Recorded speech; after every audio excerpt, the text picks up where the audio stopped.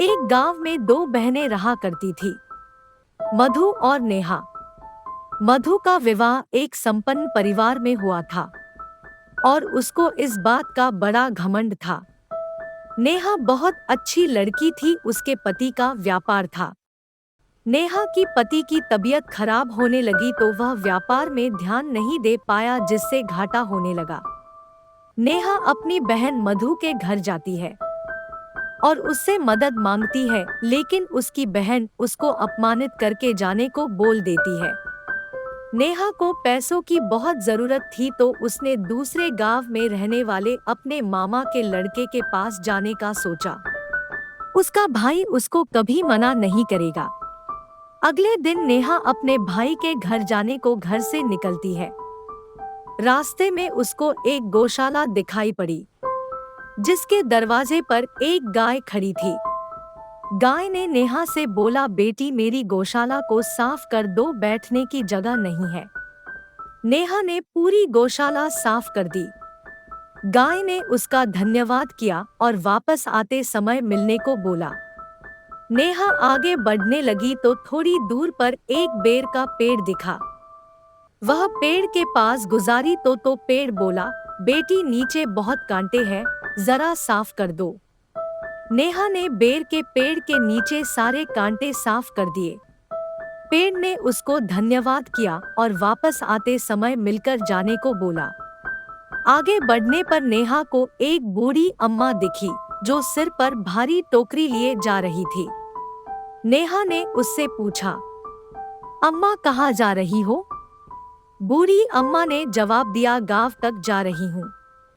नेहा ने बोला, मैं भी वही जा रही हूँ, लाओ मुझे अपनी टोकरी मुझे दे दो। ऐसा बोलकर उसने अम्मा से टोकरी ले ली और दोनों साथ गांव पहुंची। नेहा ने अम्मा की टोकरी घर तक छोड़ी और फिर अपने भाई के घर पहुंची। मगर उस समय भाई घर पर नहीं था। वह अपनी भाभी से मिली और अपने घर के हालात बताकर उससे मदद की विनती की।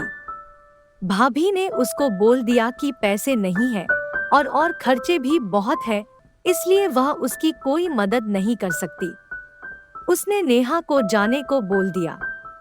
दुखी होकर वह अपने गांव लौटने लगी। रास्ते में वही अम्मा का घर मिला। अम्मा ने उसको घर बुलाया और उसको खाने को दिया, फिर अपनी टोकरी देकर विदा कर दिया। रास्ते में उसने टोकरी से कपड़ा हटाया तो हैरान हो गई। टोकरी सोने चांदी से भरी थी। वह चलते चलते जब बेर के पेड़ के पास पहुंची तो बेर ने कहा, मेरे जड़ के पास तुम्हारे लिए उपहार है। उसने हाथ डाल कर देखा तो उसमें मोतियों की माला की पोटली मिली। आगे बढ़ी तो गाय मिली। गाय ने उसको अपने गले में बंधी सोने की घंटी उसको दे दी। नेहा जब अपने घर पहुंची तो उसने अपने और बच्चों को यह सारे उपहार दिखाए। वे सब बहुत खुश हुए। अब उनके दिन अच्छे आ गए।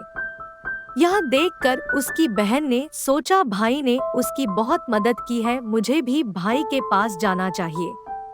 और अगले दिन वह भी गांव के लिए निकल गई। रास्ते में उसको गौशाला मिली। गाय ने उसको गौशाला साफ करने को बोला, लेकिन उसने मुंह बनाते हुए मना कर दिया। फिर बेर का पेड़ मिला। पेड़ के निवेदन को भी मना करते हुए आगे बढ़ गई। फिर उसको अम्मा मिली। उसने टोकरी उठाने से भी मना कर दिया, यह बोलते हुए कि वह कोई नौकर नहीं है। और आखिरकार वह अपने भाई के पास पहुंच गई।